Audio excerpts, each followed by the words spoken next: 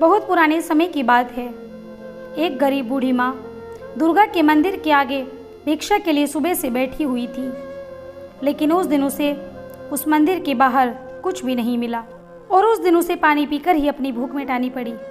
तब उसने सोचा कि चलो कोई बात नहीं, शायद कल कुछ मिल जाए। तो अगले दिन भी वो दुर्गा माँ के मंदिर के आगे भिक्षा के लिए बैठ गई। तब उस बूढ़ी औरत को यह देखकर बड़ी खुशी हुई कि मंदिर में उस दिन बहुत ही ज़्यादा भीड़ थी। शायद कोई त्योहार होगा, क्योंकि वो मंदिर दुर्गा माता का बहुत ही प्राचीन मंदिर था। लेकिन ये क्या, वहाँ इतने लोग मंदिर में आकर चले गए, लेकिन उस बूढ़ी गरीब को किसी ने कुछ भी नहीं दिया, जबकि उस मंदिर के पुजारी को सभी लोग आटा, चावल, पैसा सब कुछ दे रहे थे। तभी वो बूढ़ी गरीब आंखों में आंसू लिए माँ दुर्गा को याद करने लगी और उनसे ये कहने लगी कि हे मैया, मुझे दुख इस बात का नहीं कि मुझे कोई भीख नहीं दे रहा। मुझे तो केवल दुख इस बात का है कि भरे हुए घर को हर कोई इंसान और भी ज़्यादा क्यों भरता रहता है और भेड़चाल में चलता रहता है। लेकिन क्या किसी को भी हम जैसे भूखे और गरीब लोगों के खाली हाथ बिल्कुल भी नजर नहीं आते? ऐसा क्यों होता है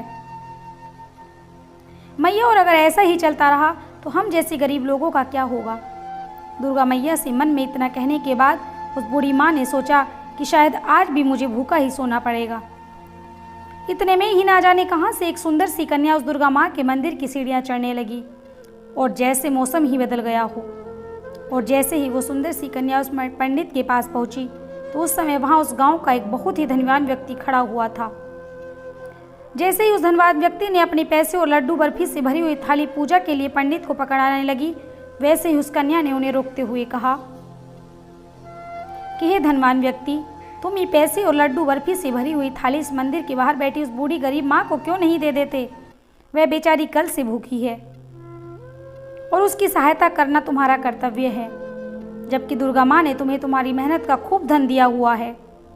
लेकिन उस धनवान व्यक्ति ने अपना घमंड दिखाते हुए उस छोटी सी कन्या से कहा, तुम होती कौन हो मेरी दुर्गा माँ की पूजा के बीच में आने वाली, और मैं ये अपना सारा धन इतनी इस बूढ़ी गरीब पर क्यों लुटाऊं? तब उस कन्या ने उस धनवान व्यक्ति को दोबारा कहा कि हे धनवान व्यक्ति, मान जाओ, ये पैसों की थाली तो तुम्हें उस बूढ़ी गरीब को ही देनी होगी। लेकिन उस धनवान व्यक्ति ने उस सुंदर कन्या की बात ना मानकर वो पैसों की थाली उस पंडित को जैसे ही पकड़ाने लगा, वैसे ही उस कन्या ने जोरों से धरती पर अपना पैर मारा तो जैसे पूरी धरती ही हिलने लगी और अचानक वो धनवान व्यक्ति सीढ़ियों से लुढ़कता हुआ उस बूढ़ी गरीब के पैरों में आकर गिरा, जिसे वो धनवान व्यक्ति पैसों की थाली देने से मना कर रहा था। तभी वो धनवान आदमी खड़ा होकर ये सोचने लगा कि कैसा चमत्कार था, मैं ऊपर से नीचे कैसे गिरा? और जब उसने ऊपर की तरफ देखा तो मंदिर के पास भी कोई नहीं था और वो कन्या भी वहाँ नहीं थी। उसने उस मंदिर के पंडित से पूछा कि पंडित जी, अभी अभी यहाँ पर एक सुंदर सी कन्या खड़ी थी जो मुझे मंदिर में प्रसाद न चढ़ाकर उस गरीब बूढ़ी को देने के लिए कह रही थी। तो उस पंडित ने बहुत ही अचंभित होते हुए उस धनवान आदमी से कहा, नहीं नहीं, यहाँ तो कोई भी कन्या नहीं आई, और तो और मैंने तो आपको भी यहाँ अभी अभी देखा है। इतना सुनते ही उस धनवान आदमी की आंखों में दुख भरे आंसू आ जाते हैं और वो सब समझ जाता है कि वो कन्या कोई और नहीं बल्कि मेरी माँ दुर्गा ही थी, मगर मैं उन्हें क्यों नहीं पहचान पाया और उनका कहा भी नहीं क्यों नहीं माना। तभी वो धनवान आदमी दुर्गा माँ की मूर्ति के आगे रोता हुआ हाथ जोड़कर ये कह रहा था कि मुझे माफ़ कर दो मैया, मैं आपका इशारा समझ नहीं पाया, लेकिन अब मैं आपके दर्शन से धन्य हो गया मैया, और ये सब धन दौलत तो आपकी ही वजह से है और अब से मैं इस धन सहायता के लिए भी खर्च किया करूँगा। तभी उसी समय वो धनवान आदमी उस बूढ़ी गरीब के पास जाता है और उसे वो कुछ पैसे और कुछ खाने के लिए देता है। वो बूढ़ी गरीब उसे खूब आशीर्वाद देती है और कहती है कि तुम हमेशा धनवान रहो और माता रानी तुम्हारे और तुम्हारे परिवार की हमेशा रक्षा करें। ऐसा आशीर्वाद से उस धनवान आदमी को बहुत ही खुशी मिलती है।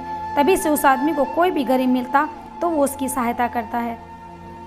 दोस्तों, वो ईश्वर भी हमें ये कभी नहीं कहता कि मंदिर में आप दान दो, बल्कि आप किसी मंदिर की बजाय उन लोगों की ज़्यादा सहायता करो जिन्हें आपकी सहायता की ज़्यादा ज़रूरत है।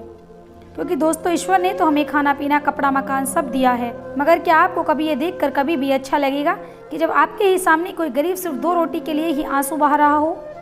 इसलिए दोस्तों, हमेशा हम सभी को गरीबों की सहायता करनी चाहिए। जय माता दी। ऐसी ही धार्मिक कहानियाँ सुनने के लिए इस चैनल से जुड़ जाएं और इस चैनल को सब्सक्राइब करें और बेल आइकन ज़रूर प्रेस करें।